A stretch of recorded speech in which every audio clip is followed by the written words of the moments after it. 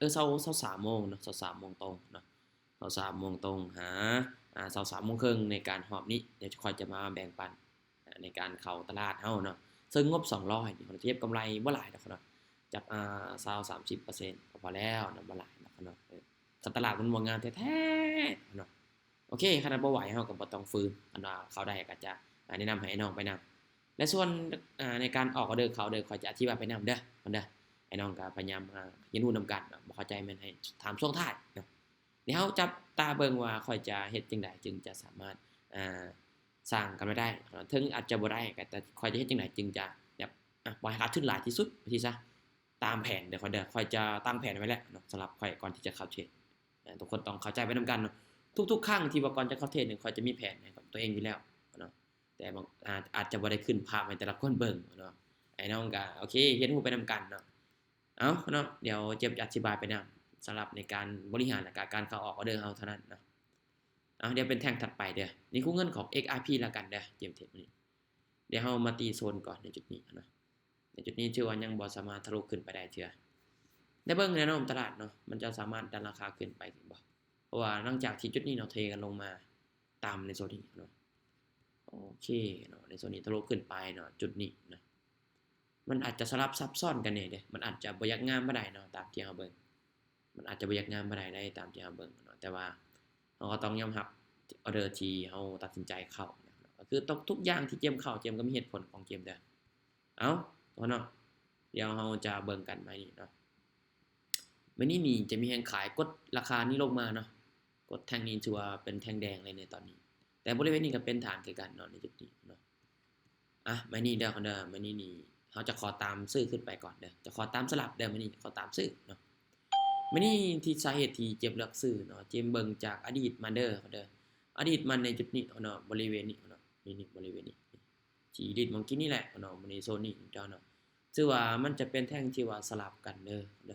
มันจะเป็นอยู่บริเวณนี้2เขียวแน่เนาะแล้วก็บริเวณนี้จะเป็นโซนสลับแน่เนาะในจุดนี้เห็นบ่ในโซนนี้เนาะมันจะเป็นโซนสลับเห็นบ่เขียวแดงเนาะในจุดนี้เนาะเขียวแล้วก็แดงเขียวแล้วก็แดงในจุดนี้แล้วก็จุดนี้เจียมก็เลยเนาะมันจะเป็นแท่งสลับคือกันที่ผ่านมามันลิดเนาะโอเคเนาะมื้อนี้ก็ถือว่าบ่มีปัญหาเนาะเนาะงามๆเนาะมื้อนี้เอาเนาะเดี๋ยวเข้ากันไม้ถัดไปเนาะคือในการเทรดค่อยจะบ่เน้นออกทุกไม้เนาะเน้นออกที่ไม้ที่ว่าเฮาวิเคราะห์ได้เท่านั้นแต่ละคนก็ตามได้ส่วนได้เด้อคือจุดนี้เฮามาเบิ่งว่าบริเวณนี้มันเคยตั้งขายเนาะในจุดนี้เนาะเคยตั้งขาย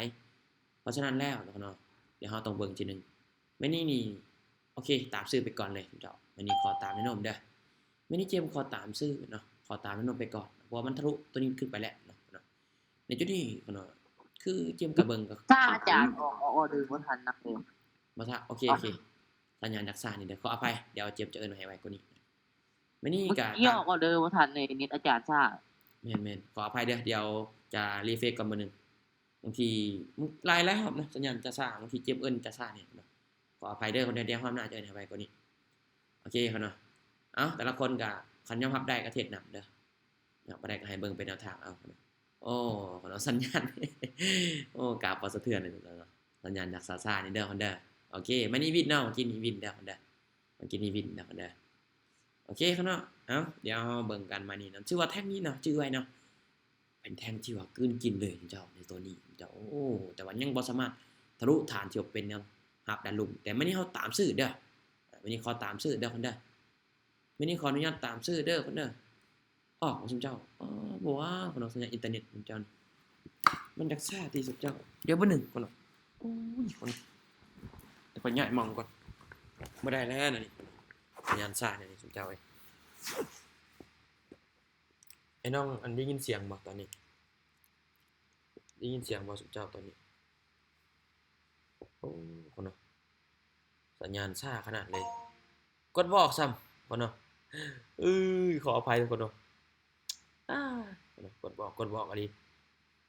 โอเคคนเนาะไอ้น้องได้ยินเสียงใครบ่ซุมเจ้าตอนนี้มีไผได้ยินเสียงบ่ให้คำตอบนี่เด้อขออนุญาตได้ยินแล้วได้ยินโอเคเมื่อกี้นี้ออกบ่ทันซ้ำเนาะเนาะออกบ่ทันซ้ำเมื่อกี้บ่เป็นหยังเนาะออกบ่ทันก็บ่เป็นหยังเมื่อกี้นี้มีคนออกออเดอร์บ่เมื่อกี้นี้เจมส์บ่ได้ออกซ้ำชอเนาะบไปจังคายป่ะเมื่อกี้นี้โอ้ดีๆเดี๋ยวโซนถัดไปเฮาจะเข้าโอเค โอ้ในส่วนถัดไปจึงเข้าแล้วกันเด้อวันนี้ก็จะมาฝากข่าวเชียวในส่วนถัดไปจึงเข้าพี่น้องครับในรอบนี้ก็แต่ละคนก็เข้ามาร่วมกันได้นะครับเดี๋ยวเรามาวิเคราะห์นำกันได้นะครับปัจจุบันนี้ถือว่าตลาดนี่เนาะในตอนนี้เราก็ถือว่ามีการปรับราคาขึ้นไปต่อเนาะในตอนนี้เนาะเดี๋ยวเราเบิ่งกันต่อไปเนาะในโซนปัจจุบันเนาะในเบิ่งว่ามันจะสามารถกดราคาลงมาต่อแล้วนี่มีคนซื้อคนขายไปซื้อไปขายกันมื้อนี้โอ้ ขาย ตายว่ะโอ้ขึ้นยาวเนาะ3แท่งแดงขึ้นไปต่อโอเคพี่น้องนะเดี๋ยวมื้อนี้เอาเข้ากันต่อเด้อเดี๋ยวสังเกตเบิ่งแนวโน้มตลาดไปนำเด้อมันเด้อแล้วเราก็พยายามมาเข้าตามแนวบทเรียนของเราเนาะโอ้ในโซนนี้เนาะเคยเล่นอยู่ที่3แท่งเนาะ3แท่งเขียว3แท่งแดงในจุดนี้เนาะเฮ้ยพี่น้องมานี่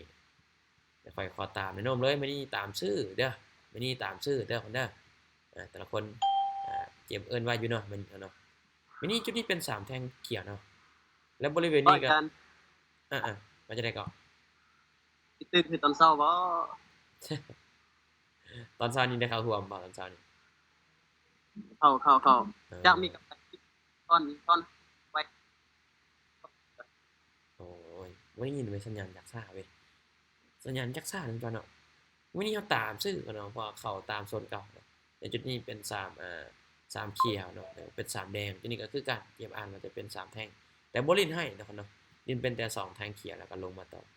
เดี๋ยวเฮาขยับมาในจุดนี้ว่ามันมาตีฐานใส่เพราะยังบ่สามารถทะลุขึ้นไปได้เด้ในโซนนี้เนาะโอเคครับเนาะตอนนี้วิน1ผ่าน1ตอนนี้ปัจจุบันนี้เอาเดี๋ยวเฮาเข้ากันต่อเนาะในตอนนี้วันนี้นี่ไปแทงบ่ชัดเจนเดี๋ยวเฮาผ่านเด้อนี่ไปแทงที่บ่ชัดเจนเฮาผ่านก่อนเจ้าเนาะนี่ปรับราคา1วินี่เจ้าเนาะ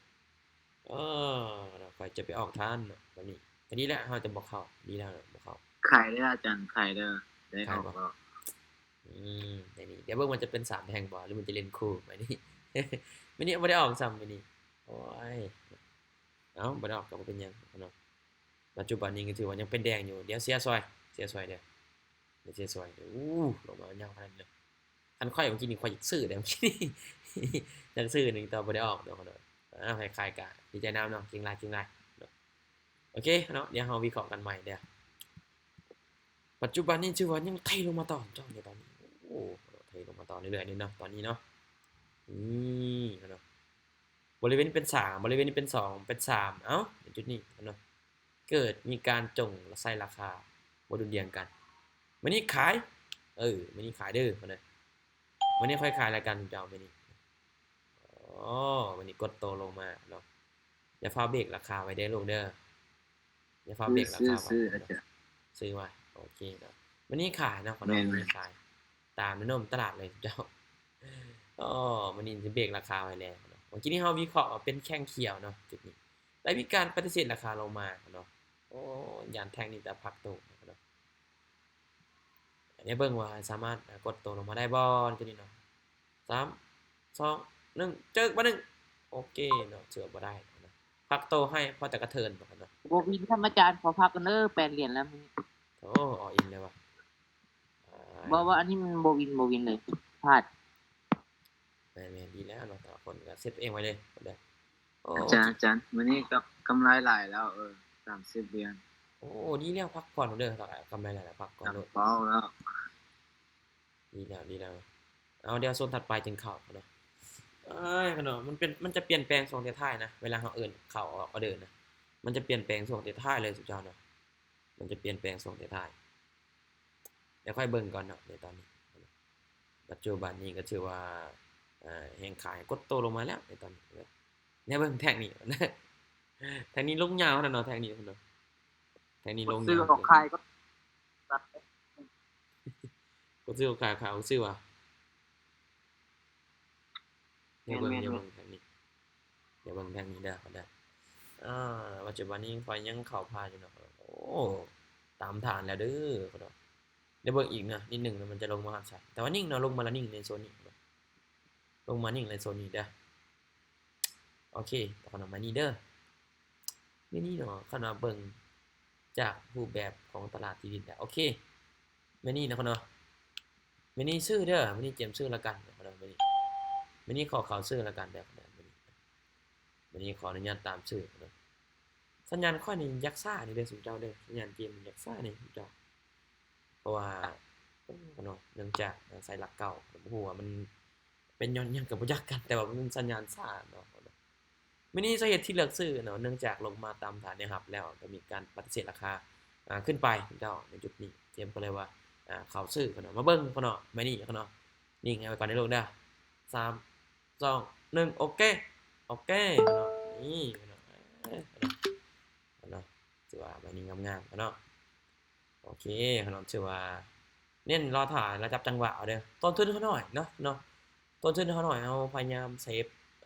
ตัวเองแล้วก็พยายามรอถ่ายจังหวะเอานะบ่จำเป็นต้องเข้าทุกใหม่ก็ได้นะ12นาทีบางคนรอถ่าย12นาทีแต่ว่าได้ออเดอร์เดียวก็พอแล้วบางคนได้มื้อนี้เนาะมื้อนี้เอาผ่านก่อนเนาะมื้อนี้เอิ้นบ่ทันได้บ่เข้าบางคนเข้าตลาดเนาะโดนได้แต่ว่าออกใหม่2ใหม่ก็หยุดแล้วเนื่องจากเขาได้กำไรแล้วเด้เขาก็หยุดเนาะเขาได้กำไรแล้วเขาก็หยุดเด้เพราะว่าเขาก็ได้กำไรแล้วก็พักเนาะมันจะเป็นต้องเข้าทุกใหม่ก็ได้ก็แต่เข้าใหม่ในไว้นึงก็พอคันว่าเข้าไปแล้วก็เห็นให้เขามีกำไรเขาก็หยุดปัจจุบันนี้ก็ชื่อว่าโอ้จะสลับแล้วโอเคจะสลับแล้วมาในจุดนี้ได้ค่อยเบิ่งก่อนค่อยว่ามันลงมาตามหลายแล้วเนาะลงมาตามหลายแล้วเนื่องจากที่ว่าเป็นเทรนด์งามๆก่อนๆนะมันก็บ่งามบ่ได้ดอกเนาะสลับสับเปลี่ยนกันอยู่จงปลายไส้อยู่เนาะตอนนี้ลงมาแล้ว เป็นงามๆเลยอาจารย์ ไหนน่ะโอ้คิดเต็มเลยนะเอ้าไม่นี่เด้อไม่นี่นะครับเนาะเข้าซื้อแล้วกันสาเหตุที่ว่าเลือกซื้อในจุดนี้นะครับเนาะคือข้อยยังอ่านว่าในจุดนี้จะเป็นแท่งที่ว่าสลับเนาะครับเนาะสลับแล้วเจมเอาจุดใดมามั่นใจคือเจมเบิ่งอดีตเนาะเบิ่งอดีตแล้ว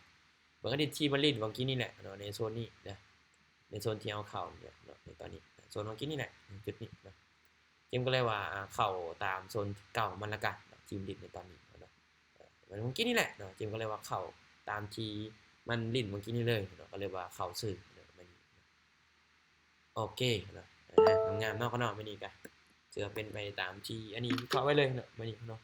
มันอาจจะบ่ได้วินทุกไม้เนาะแต่ว่าทุกไม้ที่ออกก็ล้วนแล้วแต่วิเคราะห์มีเหตุและผลเด้อคือปัจจุบันนี้ก็มีการปรับราคาขึ้นเนาะแต่ตอนนี้ปรับราคาขึ้นเนาะเดี๋ยวเราเข้ากันต่อเด้อมื้อนี้เนาะมื้อนี้จะมีการปฏิเสธราคาแต่ว่าเจมส์ยังจะขอยืนยันตามชื่อไปบัดนึงเนาะ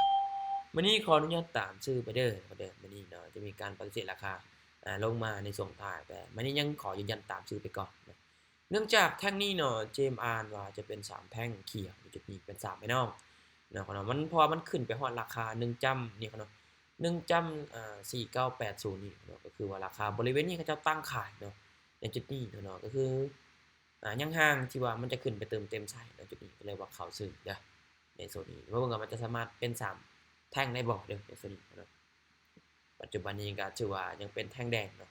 โอเคถือว่ามีการกดโตลงมาเนาะในช่วงท้ายเนาะมีการปรับราคาลงมาช่วงท้ายเนาะถือว่าเป็น2แท่งเนาะเป็น2แท่งนี่เป็น2แท่งเขียวนะจุดนี้นะพักโตในจุดนี้นะแล้วคนเมื่อกี้นี้มีคนขายบ่คุณเจ้าเมื่อกี้นี้ไอ้น้องขายบ่เมื่อกี้นี้คุณเจ้าโอ้เมื่อกี้นี้ส่วนใดฮะงามเลยส่วนมันเป็นโอเคเนาะถือว่ากินเต็มเลยเนาะเมื่อกี้นี้เดี๋ยวมื้อนี้เฮาโอ้ผ่านก่อนทุกคนเนาะผ่านก่อนเวลานี้รู้สึกว่าไวเว้ยตอนที่กำลังสังเกตเบิ่งแล้วเฮามาเบิ่งว่าตอนที่เฮารอท่าน่ะมันคือโดดแท้จิตวิทยาเนี่ยสุดยอดแบบนี้สุดยอดเนาะเดี๋ยวเฮาจึงเข้ากันต่อเนาะปัจจุบันนี้ก็ถือว่ายังขึ้นเป็นเขียวอยู่ในโซนนี้ปัจจุบันนี้เราก็เบิ่งเนาะเนาะในตอนนี้ถือว่าเป็นเขียวอยู่เด้อเนาะโอเคเนาะไม่นี่เป็นเขียวเนี่ยเจ้ามันเดี๋ยวเรามาเบิ่งโซนถัดไปเนาะเดี๋ยวเราเบิ่งโซนนี้เนาะโซนนี้เราไปเบิ่งมันจะลิ้นแบบใดจุดนี้บริเวณนี้คนถาขายนะจุด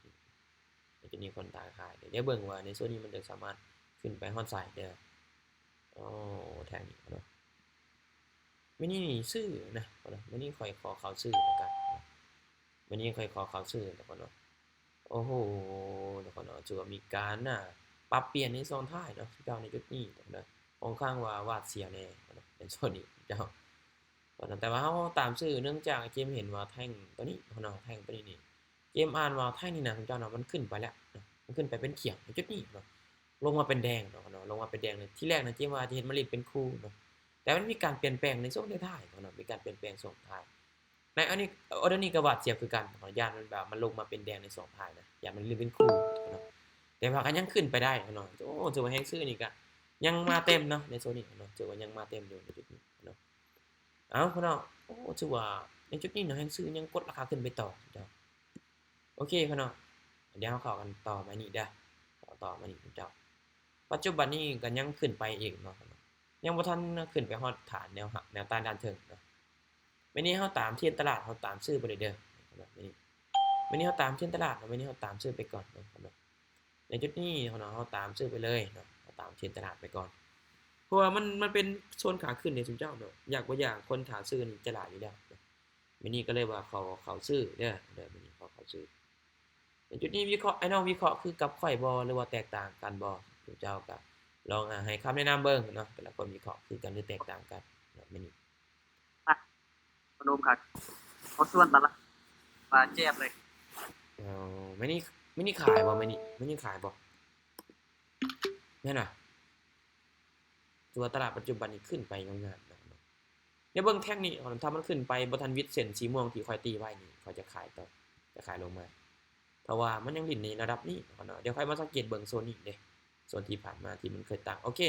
ไม่นี่อินดิเคเตอร์ได้หักตัวลงมาเนาะอ้าวไม่นี่ขายเนาะเนาะไม่นี่ขายเด้อไม่นี่ขายลงมาเนาะไม่นี่เนาะค่อยขอเลือกขายแล้วกันไม่นี่เนาะถือว่าแท่งนี้ก็ถือว่าคอนเฟิร์มอีกเนาะให้ค่อยในจุดนี้ก็เลยว่าตามขายเจ้าในโซนนี้ไอ้น้องก็ลองวิเคราะห์เบิ่งเนาะแต่ละคนก็อาจจะวิเคราะห์บ่คือกันแต่สำหรับอันนี้นี่อันนี้เห็นว่ามันเคยขึ้นไปฮอดแต่เพียงนี้นะ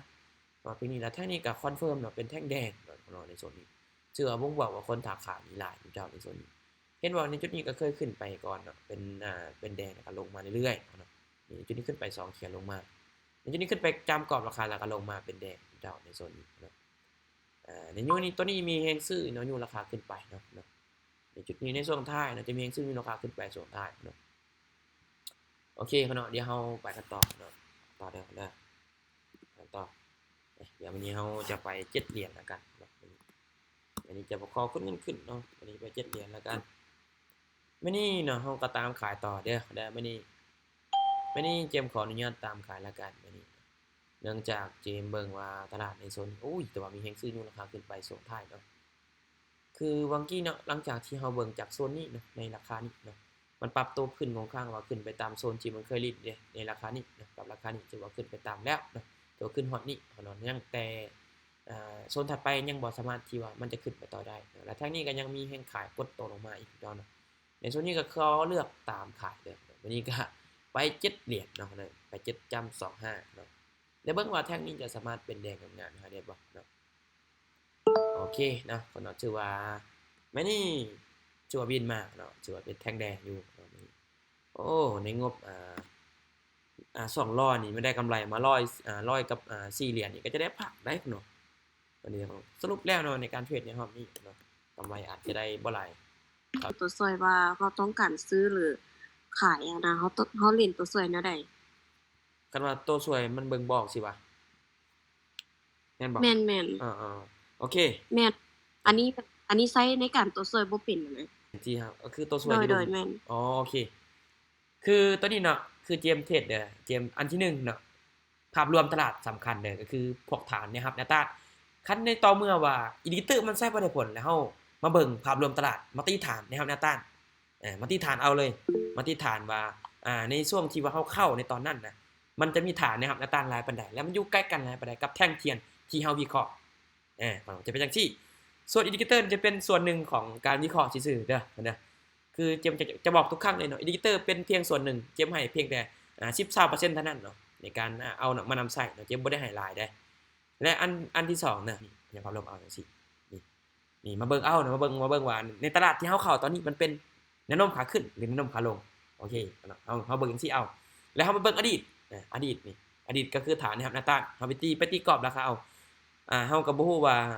ที่โตเข้ามาเทรดในช่วงนี้ก็บ่ฮู้ว่าดนปานใดเนาะก็บ่ฮู้ว่าเข้าใจฐานนะครับหน้าต้านแล้วบ่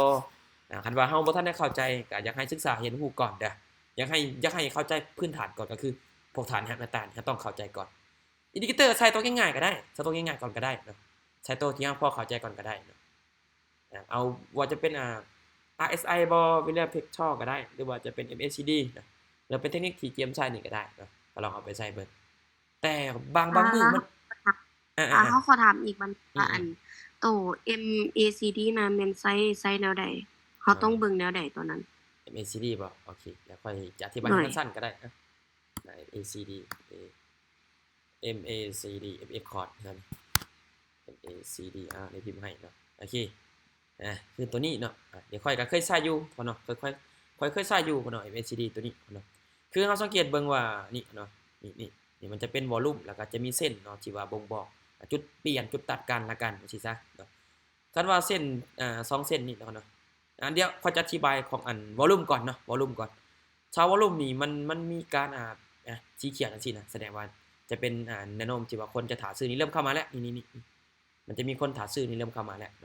ครับมันจ้างๆนี่คือลักษณะจังซี่นี่จ้างๆจังซี่นี่คนจะถาขายนี่ก็เริ่มเข้ามาแล้วเนาะแต่ถ้าเฮาเบิ่งคงคู่กับเส้นเนาะถ้าว่าเส้นสีฟ้านี่มันตัดเส้นสีส้มลงมาแสดงว่าคนถาขายนี่จะเริ่มเข้ามาแล้วหลังจากที่มันเป็นเทรนขาขึ้นเนาะถ้าเส้นสีฟ้านี่เริ่มตัดเนาะเส้นสีส้มลงมาและมันไปเคียงคู่กันนี่ก็บ่งบอกคนถาขายนี่เข้ามาแต่ย้ำวงเล็บนะมันบ่ 100% เด้ออันนี้จะเป็นแนวทางที่ว่าอยากให้ศึกษาซื่อแต่ถ้าว่าจุดนี้นี่บริเวณนี้นะเส้นในจุดนี้ก็เริ่มตัดแล้วเด้เริ่มตัดแล้วในโซนนี้นะเริ่มตัดแล้วมันก็เป็นแดงเด้เป็นแดง3ชี้แท่งพุ่นแหละนี่มันก็เปลี่ยนโมเมนตัมให้เฮาเบิ่งง่ายอยู่นะเบิ่งง่ายอยู่นี่ในโซนนี้มันก็จะมีแท่งของข้างว่าเขายากอันจะเป็นคร่าวๆเด้นี่อันนี้จะเป็นคร่าวๆเนาะจะเป็นคร่าวๆนี่คร่าวๆนี่เด้คร่าวๆซื่อคันว่าโอเคคันว่ามันเฮาบ่มั่นใจก็บ่ต้องว่าฟ้าวเข้าก็ได้เด้ตอนนี้มันมีแฮงซื้อเริ่มเข้ามาแล้วในจุดนี้มีซื้อเริ่มเข้ามาเรื่อยๆเริ่มตัดแล้วนี่เฮาก็คือเฮาต้องอันนี้คันสิว่าก็ต้องตีเปอร์เซ็นต์ให้ก่อนที่ว่าจะออกออเดอร์นะแต่ว่าคันบ่มั่นใจก็ผ่านก็ได้สังเกตเบิ่งแท่งเทียงก็ได้นะสังเกตเบิ่งแท่งเทียงก็ได้นี่ในจุดนี้ก็บ่บอกคนถาซื้อหลายคันบ่ติดฐานได้คันมันบ่ติดฐานอะไรกันไปนี่คนถาซื้อหลายในจุดนี้แรกๆมันลงมาเนาะแล้วมันมีแฮงซื้ออยู่แล้วกันไปปึ๊บแสดงว่าคนถาซื้อนี่เข้ามาหลายแล้วแต่สำหรับคันว่าอยากเจาะลึกอีกนิดนึงเดี๋ยวล้างไม้ก็ได้เนาะเพราะว่ามันก็ยันว่าโดนนะกายพวกแล้วก็เนาะเนาะยินดีจะ